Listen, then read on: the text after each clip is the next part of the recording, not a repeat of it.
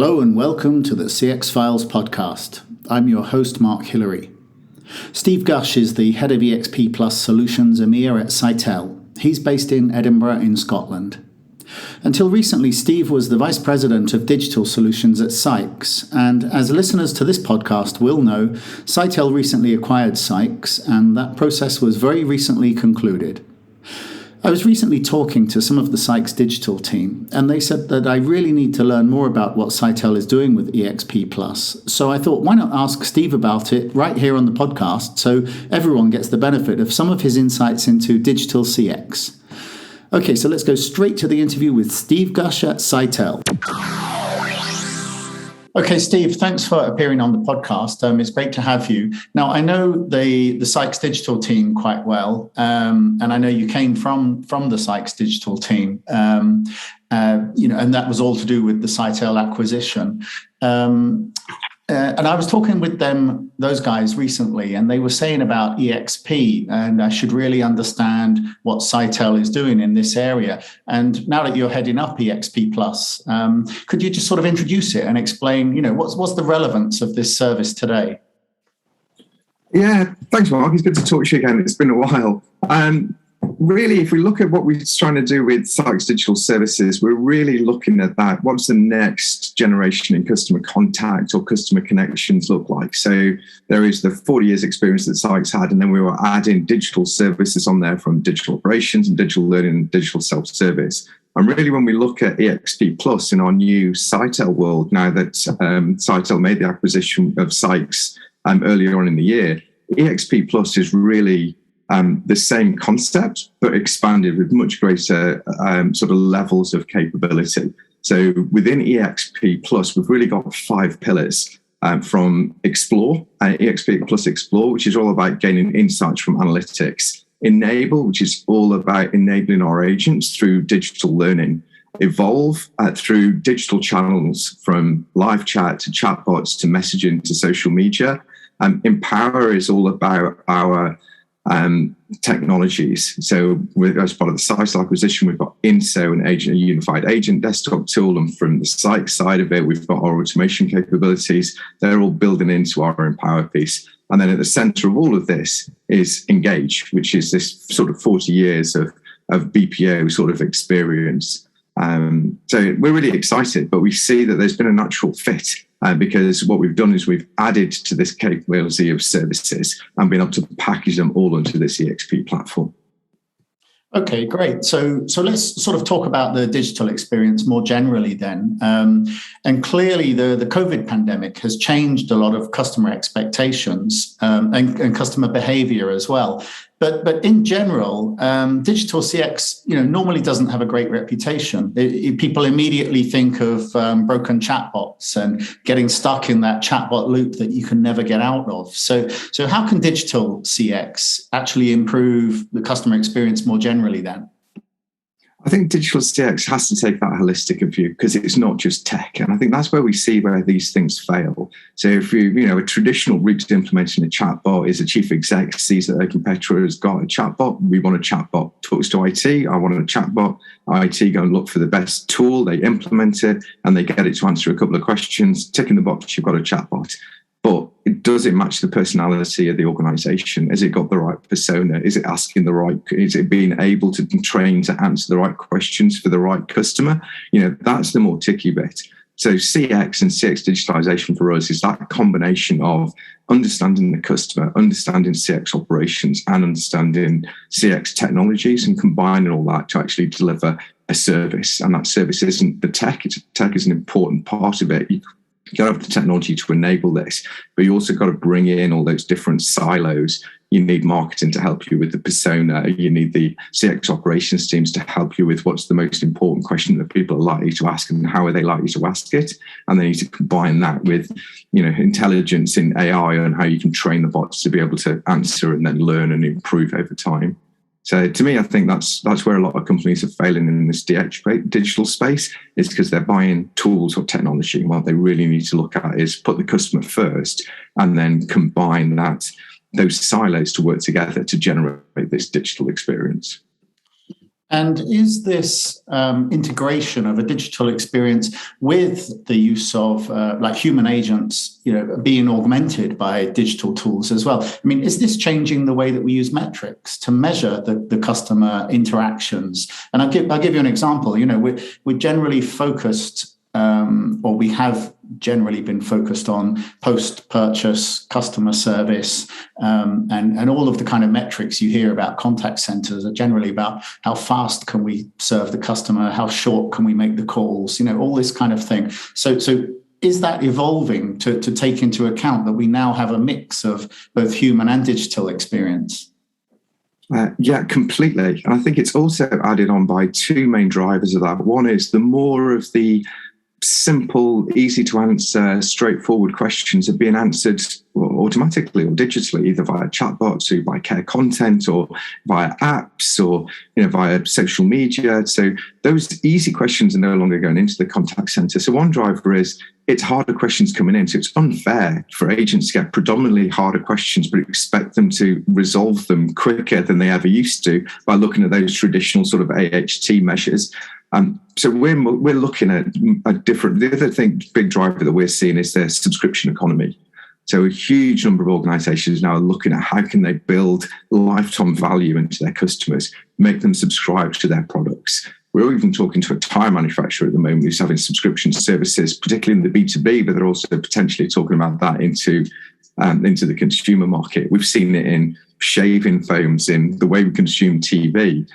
So lifetime customer value is becoming the key metric. How long you keep a customer for is a key metric. How much the customer uses your product or service, and with IoT and with online services that can be measured area, is a key service. Then when we look particularly now at the agent, that AHT measure isn't as important as it used to be. Still there, but it's not as important as it used to be. But now we're looking at how much time are they spending after call work, and not usually to sort of manage the agent, but to manage if they're doing after call work, why, and why can't we automate part of that? If they're putting people on hold, why, and can we automate part of those whole questions? So we're looking much more with what is the impact that agent and that conversation is having. So where is it on Net Promoter Score, on CSAT? How is it allowing us to quantify, and how can we link that to lifetime customer value? But it's still, I'd say it's still early days in all those measurements. People who have been measuring AHT and SLAs for 50 years are going to find it really difficult not to build contracts around those as key measures. But the conversations are active around how we can change that and how we can go much more, even in the BPO space, to outcome-based pricing. So how can we price things on a service, not just for an FTE, but how can we base it on an outcome? Yeah, and that seems that changes the profile of the agent, because by the time the customer actually gets in touch with a human agent, they've probably asked Google, asked Alexa, talked to the chatbot, and it's like the human helping them is then like third or fourth line support. Yeah, absolutely. And the skill set's different because all those technologies that are helping directly the consumer are also in the background helping the agent. So we've got automation that's pointing them to the right knowledge base item. We've got AI that's listening to their call and prompting them on next best actions to take. So actually the skill set of the agent now is much more about relationship building. So the key is, can we build that agent who can manage all of these different bits of information that have been flashed on the screen, manage that customer, and being able to build that relationship with the customer. So it's all about those soft skills, which are way more important. The sort of tech skills or the skills and being able to resolve customer problems. A lot of that we can help and we can augment services with it. But trying to calm down an angry customer and being able to really understand what their problem is to help them, that's where human ingenuity is always going to prevail.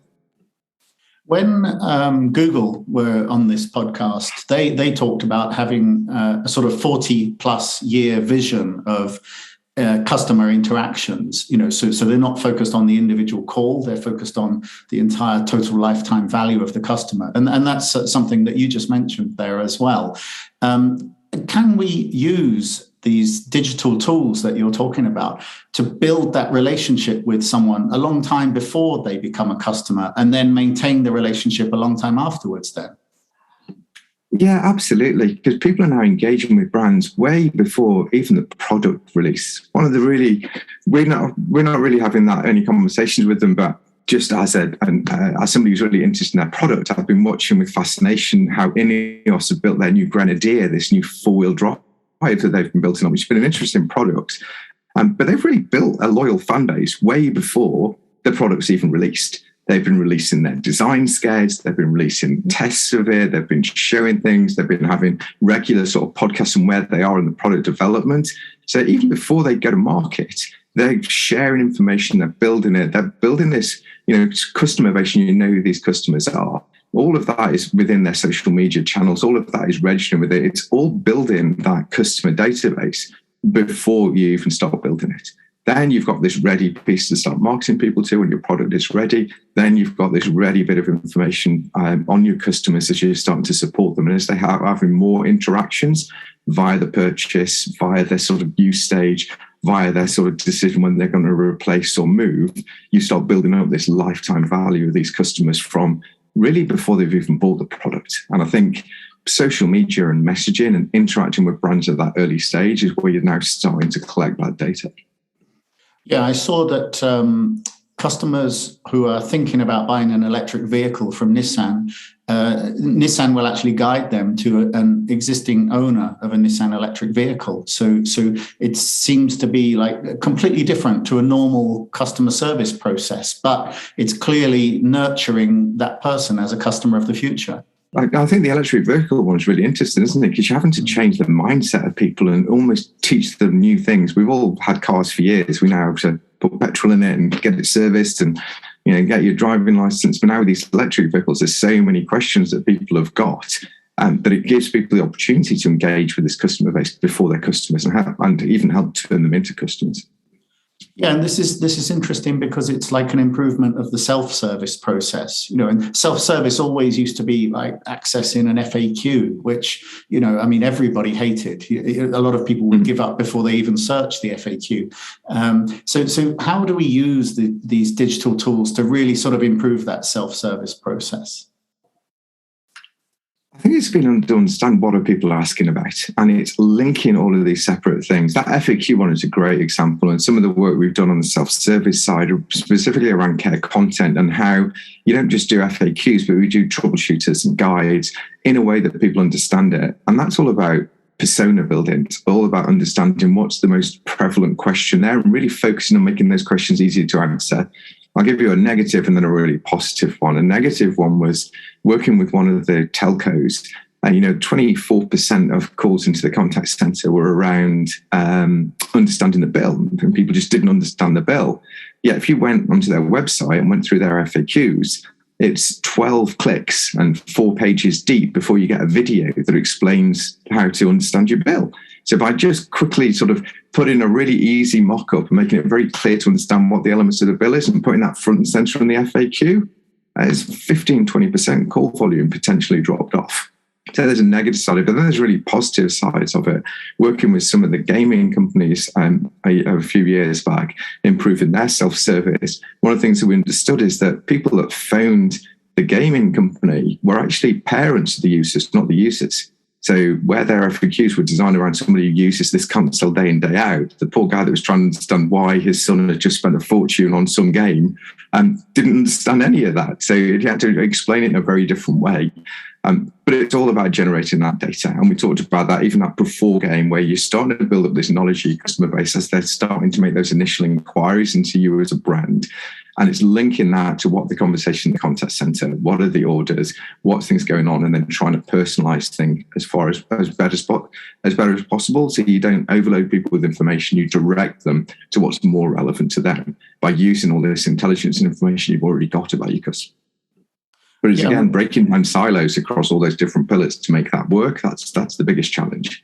Yeah, and a lot of this that we're talking about is like on the customer side of the equation. But you mentioned right at the beginning there that EXP Plus is also focused on augmenting the agents. So what kind of digital tools or services are improving the role of the agent then? I'm just going to start off by explaining two things that are really impressed since I've joined the Sitel organization. One is they've got a little mantra that says the agent experience is the customer experience. So that's really focused on if the agent can do his job well, he's going to be able to support that consumer a lot better. The other thing they do, which I'm really interested in, is the fact that anyone joining the Sitel org goes and spends time on the floor with those agents to understand what it is their day-to-day lives are like. And especially us in the digital space, that's critical. And that allows us to think of these tool sets that really do help support and augment that agent. From sort of learning, we spend a lot of time on digital learning. And the main key there is trying to identify what are the learning points that individual agent needs. So we talk a lot about personalization for the consumer, but what about personalization for the agent? Why do we send people on 3-day training courses just because they've forgotten an hour of that? Why can't we just send them on an hour's bit of training for that bit that they've sort of missed or they've not had the opportunity to practice?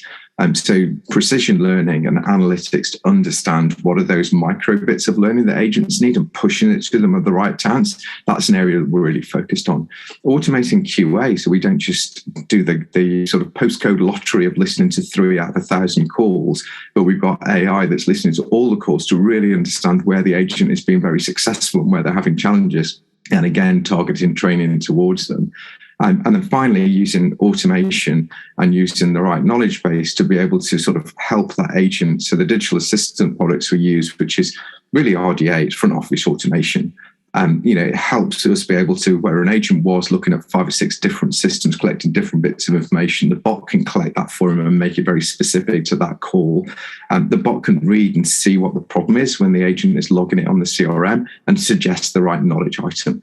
So we get away from the agent having to search for things all the time, but actually get pushed information that are relevant to them to be able to do their job more successfully, and being able to support that by training them in the areas that they really need support and training on, but only those particular areas, so not sort of spending hours with them on stuff that they switch off on because they know it only too well.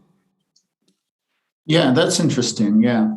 And I mean, switching back to the customer side, just as you were talking there, I was thinking of some research I read recently that was around food delivery apps. So, things like Grubhub, Uber Eats, all those companies. And it seemed that customers were really happy to interact with a digital interface on these apps. I think it was something like a third of the customers actually preferred it to interacting with a human. So are there any industries or sectors where it's easier to apply a digital interface than others? I mean, maybe is gaming easier than banking, for example? I think it's where, and I think what you're going to see, digital can be applied in almost all industries, but it's a case of, do you really want that? And what is your lifetime value of that customer? And how much do you want to support and build up a relationship with them? So what we'll see increasingly is that I think there's naturally things that are simple products, easy to understand, that can be sort of shown easy. And maybe smaller levels of investment from the customer piece. I mean, that's just going to be 100% of online. I don't think any of us really, although I still do go to bookshops because I like wandering around bookshops, but we still go and use Amazon, or we go and use those services just because they're quick and they're easy and they're convenient for us. But then when it's more complicated, where it's like a longer lifetime value when you're using a subscription service, or if it's a more expensive product like an electric vehicle or the new Grenadier, for example, you might want to drive that to a customer, and people might want to talk to a customer. But the key is, I don't think it's about the product or service as much as it is the individual. So it's having the right channel available for that particular customer and how they prefer to interact. Be that digital, be that voice, be that chat, be that messaging or social media. But the choice really should be up to the individual customer. And I think it will vary depending on the scale and the perceived complexity of the product or service. What other sort of digital CX trends we should be looking out for in 2022? What do you think the analysts are going to be talking about? I think the big thing that's just around the corner is around AR and VR. And I think that's even more heightened with the news of Facebook changing their name to Meta and sort of the metaverse. I think that's still, stretching a long way off. But I think different ways of collaborating and communicating and different ways of viewing products and services and being able to provide training through augmented and virtual reality, I think that's really going to escalate over the next year. I think with with cloud, with 5G, with other technologies that's allowing us to be able to do that tech at the speed that makes it practical. And all those practical barriers are disappearing. And I can see that's where it's at. I don't think we're going to go and, when next time we purchase a house, even at the moment, we'll look on the website and we'll do a virtual tour, but we'll put VR headsets on and we'll go for a walk around that house, whenever we feel like at whatever time of day. We're going to train agents by putting VR and put them in front of virtual customers. We're going to be able to collaborate in virtual meeting rooms with avatars. I think that sort of tech is the next one that's really going to grow. But having said that, that's all about the new tech. We're only scratching the surface that the tech's been available for the last 2 or 3 years that's not really been fully implemented and used to its top advantage. So like automation, like RPA, like RDA, like some of the AI technologies. So I think we're going to see a rapid adoption and increase in the use and improvement in those providing services, as well as some of those new services like AR and VR coming along the line. So I think that's my prediction over the next year is much more automation in the contact center, and we'll start to see by the end of the year a lot more in the way of augmented and visual reality.